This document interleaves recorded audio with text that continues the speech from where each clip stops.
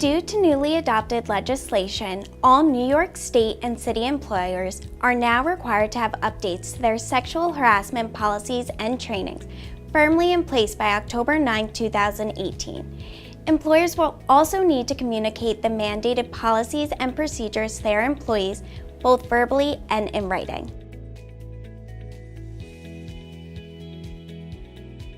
Both the New York State and New York City employers will be required to have a formally written sexual harassment prevention policy drafted. The policy must include 4 items: a clear explanation of what types of behaviors and situations qualify as sexual harassment, details about federal, state, and local laws around the topic, a description of the legal rights and resources available for victims, and a detailed list of both administrative and legal recourses the victim could use to lodge a formal complaint, along with instructions on how to do so. The complaint form itself should also be included in the policy. If you have a comprehensive policy in place already, be sure to cross-check it against the state and city's new policy requirements to ensure that everything required is included in your policy. Once completed, it's essential that all employees be given a written copy of the policy. And don't forget to update your employee handbook to include the policy as well.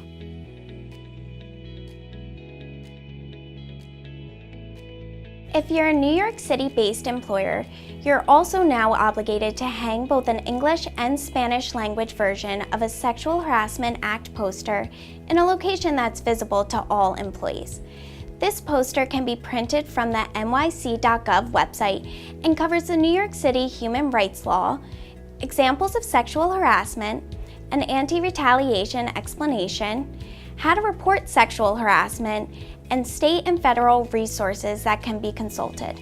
Though not required, it's also a good practice to download a copy of the city's fact sheet that includes most of what's on the poster and distribute that to your employees so you're sure everyone's been informed.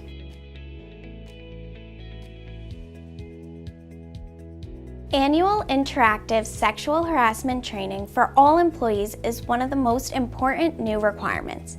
In addition to everything outlined in your written policy, the New York State training also needs to cover specific examples of prohibited conduct and must be given annually. For New York City employers with 15 employees or more, the training must also be given each year and should also include a description of both your company's as well as the state and city's complaint process, with contact information for the outside agencies provided. It should cover the following: an explanation and examples of forbidden retaliatory conduct, information regarding bystander conduct, and guidelines on both prevention and retaliation geared specifically to supervisors and managers. City employers need to keep both a record of their trainings as well as signed acknowledgments from all attendees for a minimum of 3 years. If a new employee joins your team, even if they are a temporary worker, they are obligated to undergo sexual harassment training within the first 3 months of their employment.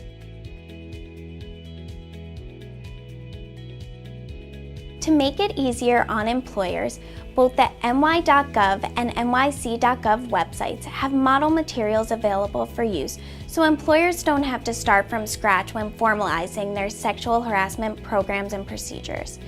Though you can create your own, using the already existing city and state mandated materials can help you rest assured that you're in complete compliance with the new laws. I'm Cristiana Wilson with Untracked Early.